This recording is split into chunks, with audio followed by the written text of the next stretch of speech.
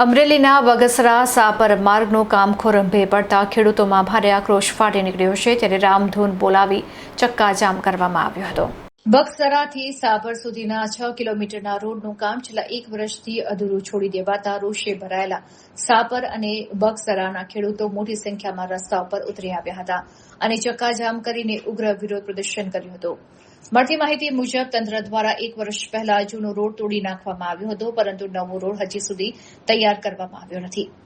સાપર અને સુડાવડ ગામને જોડતો આ એકમાત્ર મુખ્ય માર્ગ હોવાથી રોજ હજારો વાહન ચાલકો અને સ્થાનિક લોકો ભારે પરેશાની ભોગવી રહ્યા છે। ખાસ કરીને ચોમાસાની શરૂઆત પહેલા ખેડૂતોને પોતાની વાડી અને ખેતર સુધી પહોંચવામાં ભારે મુશ્કેલીનો સામનો કરવો પડી રહ્યો છે। સાપર ગામના સરપંચ દ્વારા માર્ગ અંગે તંત્ર અને ઉચ્ચ કક્ષાએ અનેક વખત લેખિત તથા મૌખિક રજૂઆતો કરવામાં આવી હતી, તેમ છતાં અધિકારીઓના પેટનું પાણી હાલ્યું નથી। અંતે થાકેલા ગ્રામજનોએ રસ્તો બંધ કરી ચક્કાજામ કર્યો હતો અને રસ્તા ઉપર બેસીને રામધૂન બોલાવી તંત્ર સામે અનોખો વિરોધ નોંધાવ્યો હતો।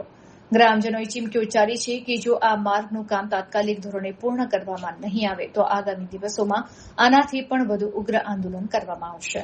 મારું નામ રતિભાઈ વલ્લભભાઈ ચોટિયા, હું સુડાવડ ગ્રામ પંચાયતના સભ્ય છું। આ રસ્તો કોઈ બી સંજોગોમાં વહેલામાં વહેલી તકે કામ ચાલુ કરે અને કામ હવે ચોમાસું નજીક આવ્યું છે, જેમ બને વહેલા ચાલુ કરે કામ।